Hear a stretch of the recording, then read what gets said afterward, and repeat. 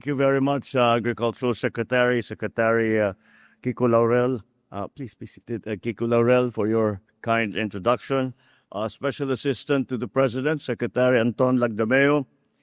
Batangas 5th District Representative, Maria Vittorio Marino. Batangas City Mayor, Beverly Rose Di Macuja Marino. The Sorosoro Ibaba Development Cooperative, or SIDC Chairman, Dr. Angelito Baggi, and CEO Rico Heron. World Bank Senior Agriculture Economist, Ms. Mio Takada.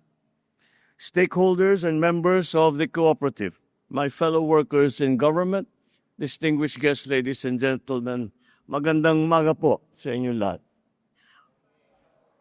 Ngayong araw na ito, ikinararangal ko na napasinayaan ang Sorosoro Ibaba Development Cooperative o SIDC Grains Terminal and Training Project. Sa pakikipag-ugnayan ng SIDC at Batangas City Local Government kasama ang Department of Agriculture Philippine Rural Development Project, isang mahalagang proyekto ang naisakatuparan natin. Nakita ng lokal ng pamahalaan ng Batangas at ng DA na may kakulangan tayo sa supply ng mga feeds. Ang kooperatibang kasama naman nito ay gumagawa na ng feeds mula pa noong 1987. Kaya naman, minabuti natin makipagtulungan sa SIDC upang matugunan ang kakulangan na sa supply natin na pagkain o feeds. Sa tulong ng DA at World Bank, nakapagpatayo tayo at ang SIDC ng higit 270 milyong pisong pasilidad.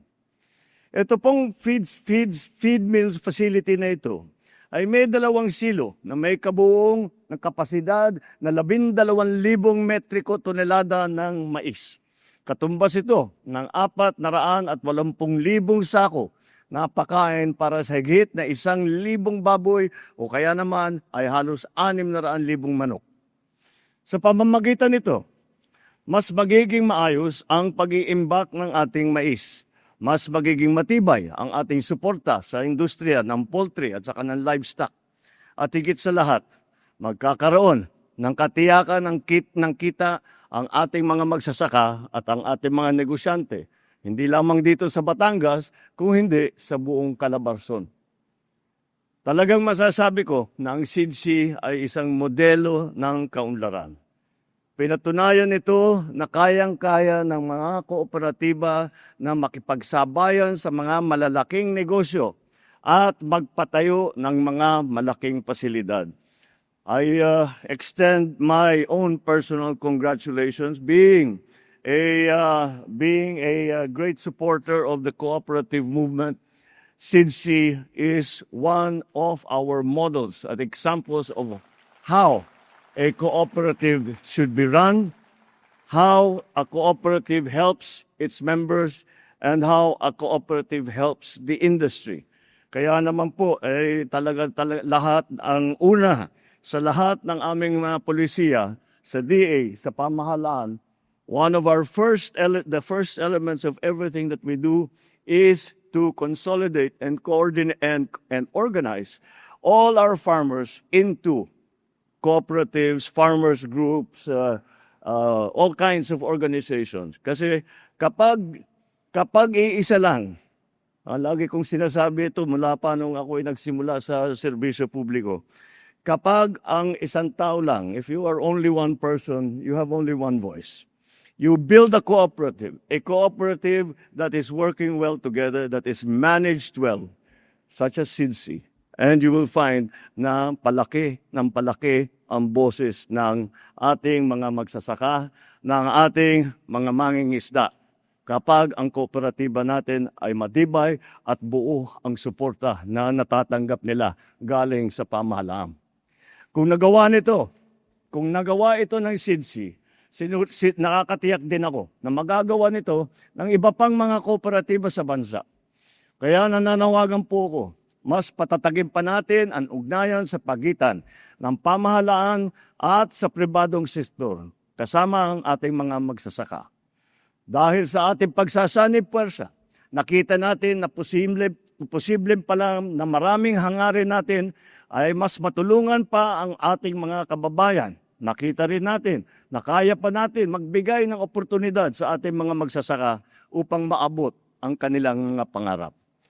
Lagi po ninyong tandaan na kami sa pamahalaan ay walang tigil sa pagbibigay ng suporta sa inyong mga pangangailangan upang mapabuti ang sektor, mapabuti, mapatibay, mapalakas at mapalaki ang sektor ng agrikultura.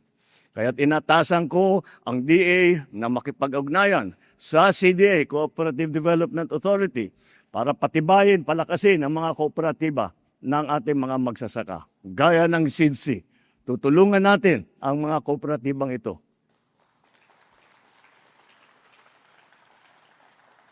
upang magkaroon ng mga makabagong makinarya, mga post-harvest facilities upang mapataas ang kanilang ani at ang kanilang kita. Plano rin ng pamahalaan na maglaan ng pondo para sa mga dryer, mga silo, warehouse, rice at corn mill at iba pang mga kagamitang agrikultura. Dahil dito, mababawasan ang nasasayang na bigas at mais, mapapababa natin ang presyo ng pagkain, at mas magiging produktibo ang ating mga magsasaka. Paigtingin din po natin ang mga proyektong magpapabuti sa irigasyon at patubig na nagagamitin sa mga pump station para sa mas matipid at epektibong daloy ng tubig sa mga bukiran. Ilan lamang po ito sa mga ginagawa ng pamahalaan na para sa ating mga magsasaka.